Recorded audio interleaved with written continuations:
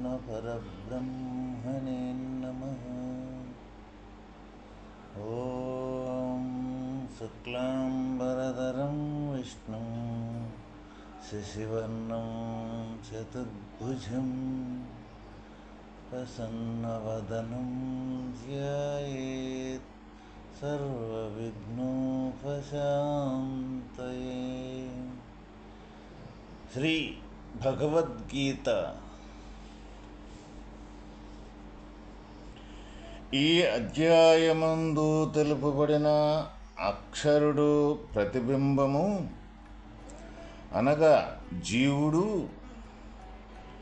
ఈ క్షరాక్షరుల ఇరువురు కంటెను వేరైనట్టి అనగా ఉపాధి అభిమాన కంటెను చిత్ ప్రతిబింబమగు జీవుని మనస్సు యొక్క అభిమాన కంటెను వేరుగానున్నట్టి ఉత్తమ పురుషుని గూర్చి చెప్పుచున్నారు. అతడే పరమాత్మ. వారిరువురు కంటెను వేరైనట్టి ఉత్తమ పురుషుని గూర్చి వచించుచున్నారు.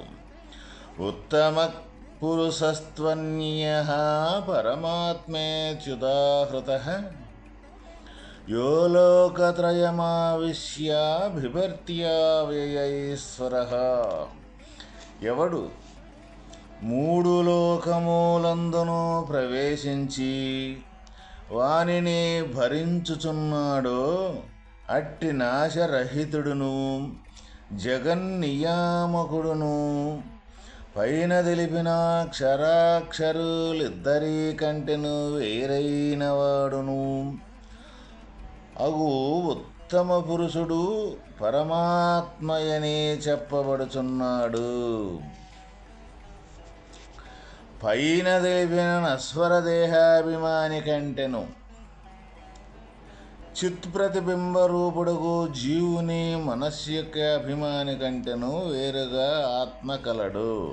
అతడే ఉత్తమ పురుషుడని ఇచట వచింపబడెను. ఎందుకు అంటే నశ్వర దేహము క్షణికమగు దేహము యొక్క అభిమానం.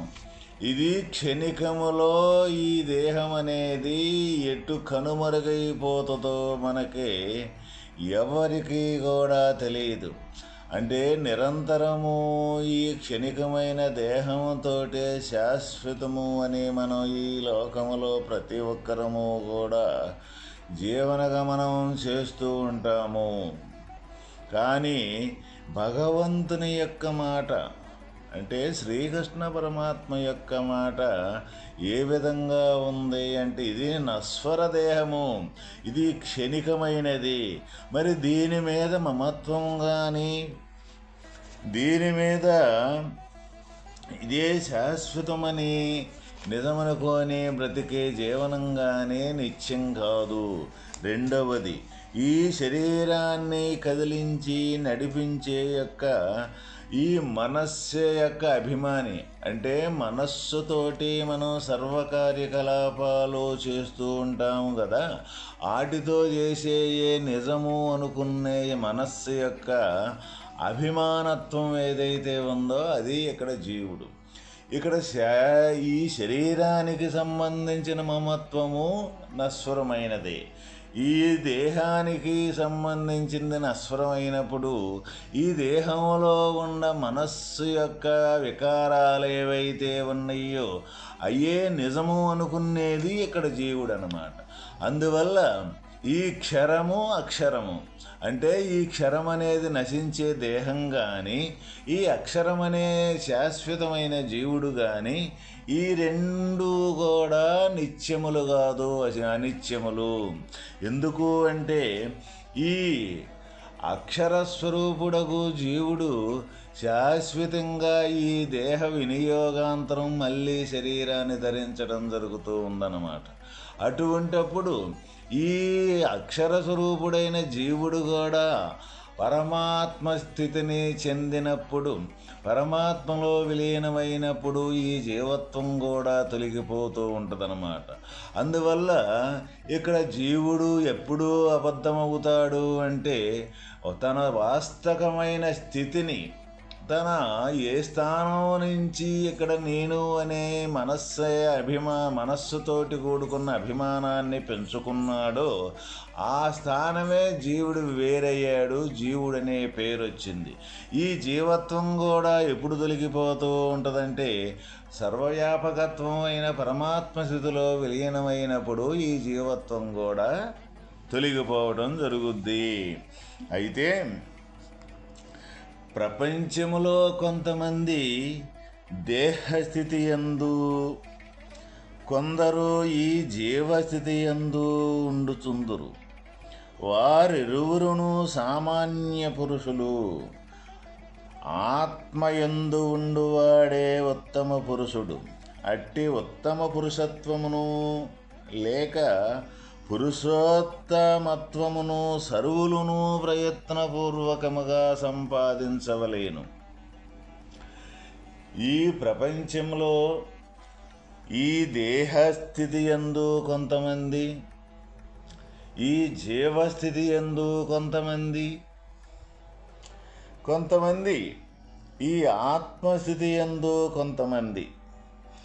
ఇక్కడ నిజమైన శాశ్వతమైన ఉత్తమ పదవి ఏది అంటే ఆత్మస్థితే ఉత్తమమైన పదవి. అందువల్ల మనం దేహస్థితి ఎందున్నచో అది తర్వాత క్రమేపీ మనం ఈ దేహము యొక్క అశాశ్వతత్వాన్ని బాగుగా విచారణ చేసి ఆ విచారణ ద్వారా ఇది అశాశ్వతమైనదని నిర్ధారణ చేసుకొని శాశ్వతమైన జీవత్వాన్ని పొందటం మనం ప్రతి ఒక్కరి యొక్క కర్తవ్యం. అయితే ఆ జీవుడు కూడా ఈ దేహంతో పాటు మళ్ళీ కనపడకుండా పోయి మరలా ఈ దేహాన్ని ధరించుకొచ్చే యొక్క అవస్థల్లో ఉన్నాడు. కాబట్టి ఇది కూడా శాశ్వతమైనది కాదు. ఈ మనస్సు యొక్క అభిమానే ఈ జీవుడు. అందువల్ల బింబ ప్రతిబింబములు అని మనకి ఇక్కడ తెలియజేయటం జరిగిందనమాట.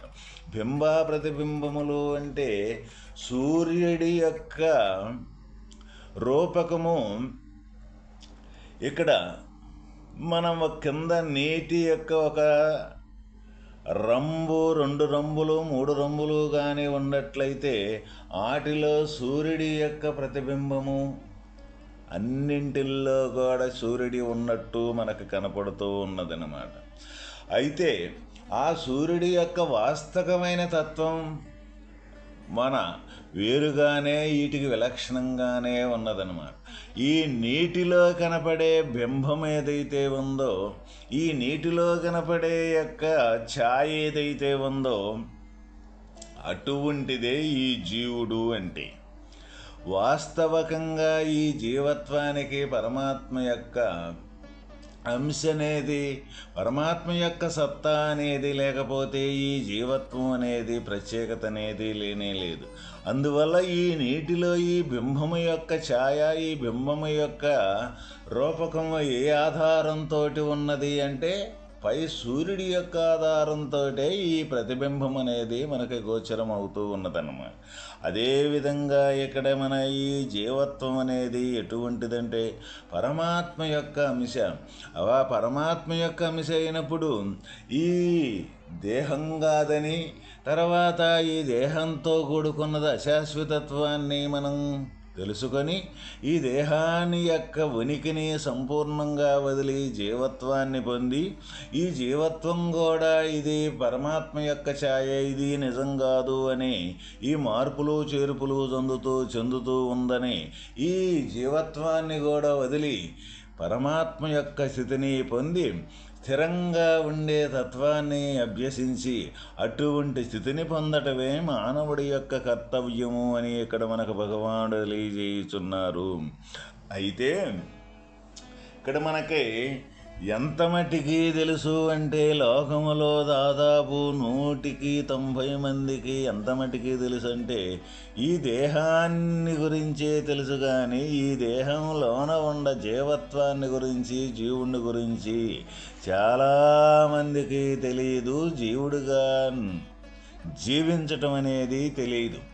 అది ఏ విధంగా సంపాదించాలి, ఏ విధంగా తన జీవత్వాన్ని తన రూపకంగా మారిపోవాలి అని అంటే మొట్టమొదట దేహాన్ని విచారించేటప్పుడు ఈ దేహంలో సంబంధించిన ఒక్కొక్క పని, ఒక్కొక్క క్రియకి ఆధారమైంది జీవుడు. ఈ జ్ఞానం యొక్క ఆధారంతో ఈ మనసు చపలత్వం కానీ, ఈ మనసు యొక్క కదలిక కానీ జరుగుతూ ఉన్నది అన్నమాట. అప్పుడు మనం చేసే సాధన ముందు ఆంతరంగికంగా ఉండే ఏ జ్ఞానం యొక్క ఆధారంతో ఈ మనస్సు కదులుతూ ఉన్నదో ఆ మనసు యొక్క కదలికతోటే తక్కిన ఇంద్రియాదులు మొత్తం పనిచేస్తూ ఉన్నాయి అని బాగుగా విచారణ చేసి, ఆ విచారణ ద్వారా ప్రతిరోజు మనం నిత్యకృత్యాలు చేసుకునే ఏ కర్మలైతే ఉన్నాయో ఆ చేసే కర్మలు ప్రతి ఒక్కటి కూడా ఈ ఇంద్రియాదులతోటే జరుగుతూ ఉన్నది.